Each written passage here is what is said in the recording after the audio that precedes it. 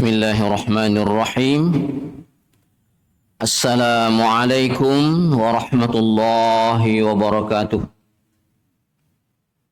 Bapak dan Ibu serta saudara-saudara generasi muda Islam, jemaah salat zuhur Masjid Raya Syekh Ahmad Khatib Al-Minangkabawi Provinsi Sumatera Barat yang hadir pada siang hari ini, yang kami hormati, yang kami muliakan. Sebelum kita mengumandangkan iqamah, kurang lebih 15 menit ke depan kita mendengarkan terlebih dahulu tausiah atau ceramah zuhur dari guru kita, sembari menunggu saudara-saudara kita yang sedang berwudu di lantai 1 atau yang sedang menuju masjid raya ini untuk ikut sholat zuhur berjamaah. Pada siang hari ini yang akan memberikan tausiah zuhur adalah Al-Mukarram Al-Ustaz Nanda Andika Yufa LCMA.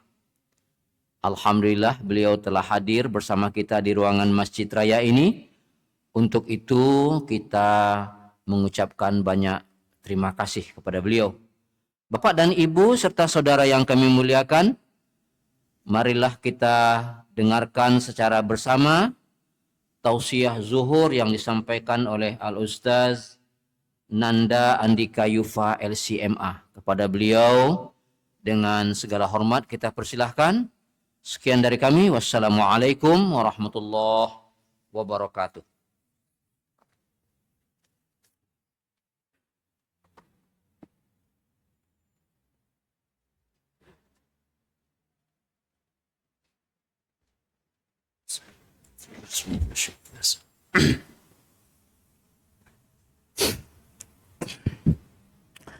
Bismillahirrahmanirrahim.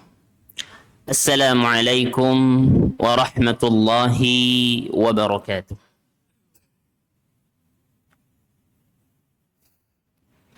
Innal hamdalillah nahmaduhu wa nasta'inuhu wa nastahdihi wa nastaghfiruhu wa natubu ilaihi wa na'udzu billahi min shururi anfusina wa min sayyiati a'malina innahu man yahdihillahu fala mudilla lahu wa man yudlilhu fala hadiya lahu fanashhadu an la ilaha illallah wahdahu la syarika lahu wa nashhadu anna muhammadan abduhu wa rasuluh safiyuhu min khalqihi wa habibuh الذي بلغ الرسالة وأدى الأمانة ونصح لهذه الأمة وتركنا على المحجة البيضاء ليلها كنهارها لا يزيغ عنها إلا هالك اللهم فصل وسلم وبارك على نبينا الكريم وعلى آله وصحبه غر الميامين ما اتصلت عين بنظر ووعت أذن بخبر وسلمه تسليما كثيرا ثم أما بعد معاشر المسلمين والmuslimat, Bapak Ibu yang dimuliakan Allah Subhanahu wa taala.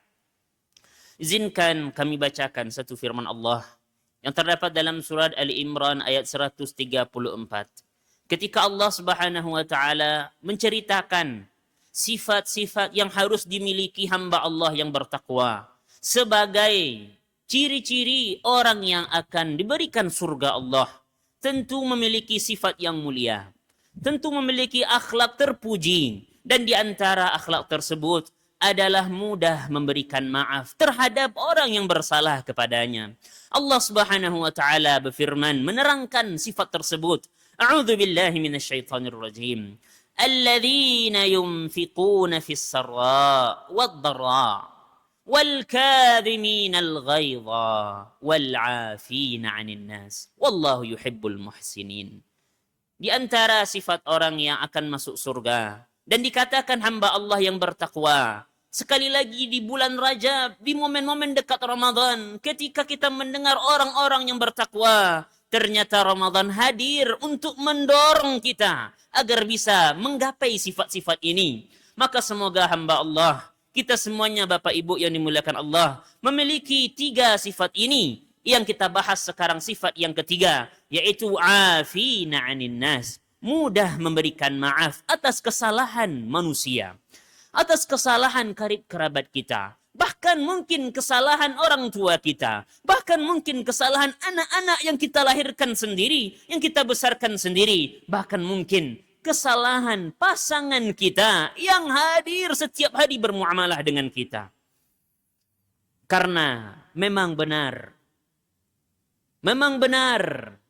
mulialah hamba Allah yang memiliki sifat pemaaf. Karena kalau kita berbicara tentang maaf, dan kita melihat apa lawan dari mudah memberikan maaf, timbul suatu masalah besar sekarang. Penyakit hati, merusak iman, bahkan merusak amal soleh hamba Allah, merusak amal soleh umatnya Rasulullah, yaitu perasaan sifat dendam yang ada di kebanyakan hati umat manusia zaman sekarang.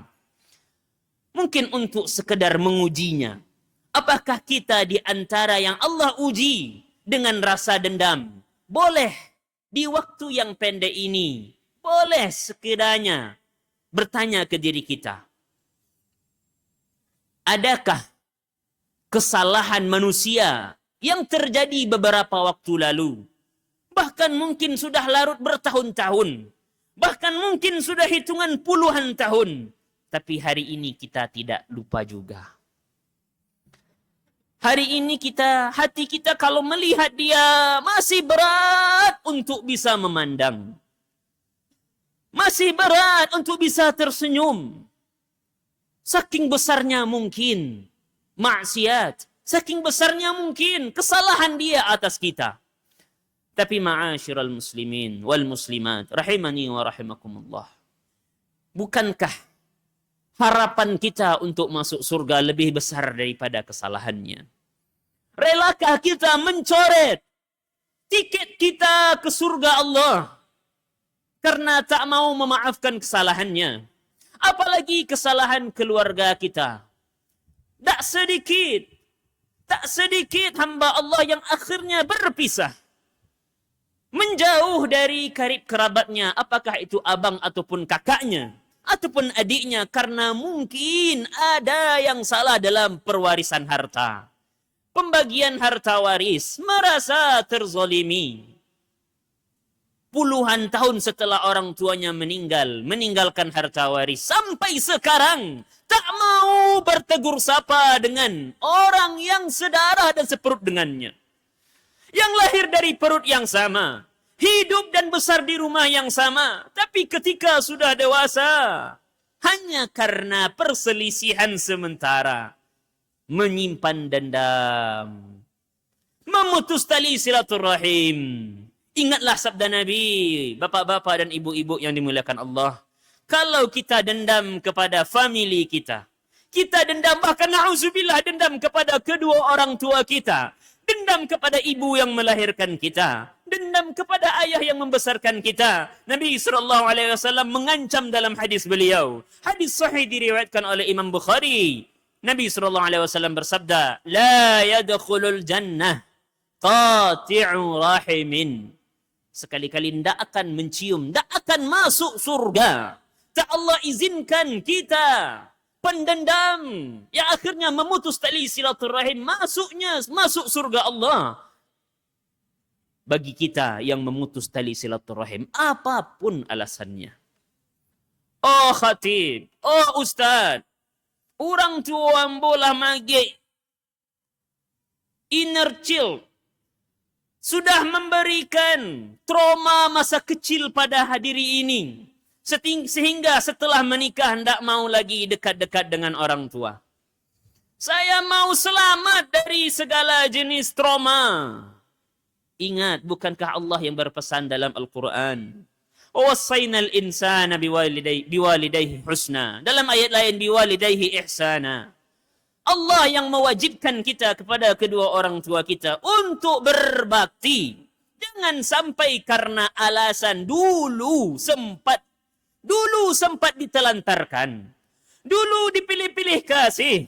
Sekarang alhamdulillah punya suami atau punya istri sukses. Tak mau lagi memandang wajah orang tua. Allah juga mengaitkan ayat berbakti kepada orang tua. Ingat. Hamalathu ummuhu wahnan ala wahnin.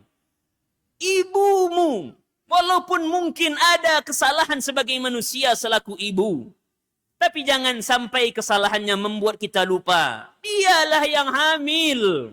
Dialah yang mengandung kita dengan keadaan yang semakin berat. Kenapa sekarang berani memutus tali silaturahim karena dendam? Ayahmu, mungkin kita merasa ayah saya dulu kasar. Sekarang saya sudah dewasa dan tak ingin lagi trauma kekasaran ini terulang. Bukankah karena Allah Subhanahu wa taala memasukkan rasa sayang dan tanggung jawab kepada ayah? Wa 'alal mauludi lahu rizquhunna wa kiswatuhunna bil ma'ruf. Ayah wajib memberikan nafkah yang halal. Wajib memberikan kelengkapan dan kebutuhan anak dan istri, orang tua kita. Lalu sekarang karena alasan dianiaya mungkin, ditinggalkan mungkin, dizolimi mungkin. Lalu kita mengatakan, dendam, rasa sakit ini tak bisa kami lupakan. Begitu juga ma'asyiral muslimin, kaedah bersama manusia yang lainnya. Terutama kalau dia sesama orang-orang yang beriman. Karena Nabi SAW pernah bersabda, La tabaghadu, sabda beliau. Sesama orang beriman jangan saling membenci, jangan saling marah. Wala tahasadu, jangan saling iri, jangan saling dengki. Wala tadabaru wa kunu ibadallahi ikhwana. Jadilah sesama hamba Allah yang beriman ibarat beradik kakak, saudara. Lalu disambung oleh Nabi SAW. Berkaitan dengan sifat pemaaf dan menghilangkan rasa dendam. Mengancam orang yang berdendam dengan dosa setiap hari. Rasulullah SAW bersabda, La yahillu li muslimin an yahjura akhahu fawqa thalath. Tidak halal. Sama dengan haram. Sama dengan dosa. Sekiranya karena dendam dan sakit hati kita. Berpaling. Tak mau menengok. Menjauhi saudara seiman lebih daripada 3 hari. Sebagai penutup, kami ingin menceritakan suatu ayat yang menegur sahabat mulia Abu Bakar As-Siddiq. Beliau yang Masya Allah diberikan kedermawanan. Saking dermawannya di kota Madinah, beliau menghidupkan satu keluarga, sepupu beliau yang bernama Mistah bin Uthathah. Tapi Mistah ini lupa. Mistah lupa kalau Abu Bakar mendermakan hartanya untuknya. Memelihara Mistah dan keluarganya sampai ibunya pun diberikan uang, diberikan nafkah oleh Abu Bakar. Suatu kali Mistah pernah melakukan dosa yang menzolimi Abu Bakar dan ibunda Aisyah.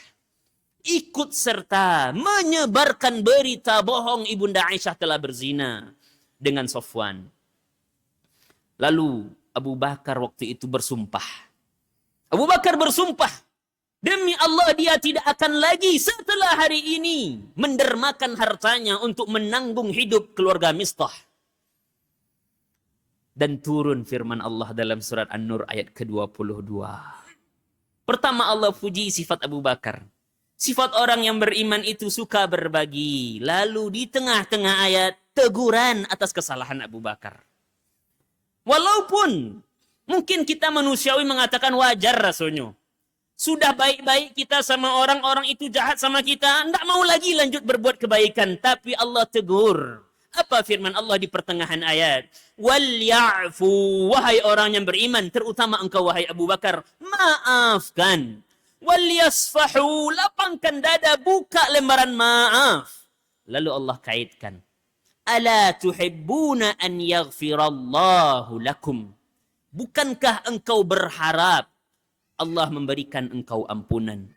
Maka ma'asyiral muslimin, orang pendendam jauh dari ampunan Allah, jauh dari maghfirah Allah. Karena ulama menjelaskan al-jaza'u min jinsil amal.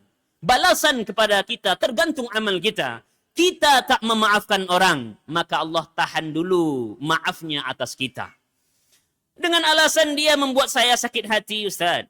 Dia membuat saya kecewa. Bolehlah kita bertanya ke diri kita, sejauh apa kita sudah mengecewakan Allah yang menghidupkan kita, menjamin rezeki kita, tapi diminta beribadah kita lalai. Diminta beribadah kita tidak penuhi. Lalu sekarang suatu masa ada hamba Allah yang datang, khilaf menyakiti kita, dan kita tidak mau mengampuninya. Maka ma'asyiral muslimin wal muslimat rahimani wa rahmakumullah, sebagai penutup dan kesimpulan akhir dan menjelang masuknya Ramadan, mari kita bersihkan hati kita dari sifat-sifat pendendam. Pelan-pelan hilangkan rasa sakit hati ini. Salah satunya di antaranya membenarkan salat kita. Innas salata tanha 'anil fahsya'i wal munkar. Salat yang benar, salat yang khusyuk, insyaallah meringankan dan menghapus potensi fahsya dan potensi mungkar. Dan ulama menjelaskan dendam bagian dari kemungkaran. Aqulu qawli hadha fastaghfirullah li wa lakum wa lisairil muslimin wal muslimat innahu huwal ghafurur rahim. Assalamu alaikum warahmatullahi wabarakatuh.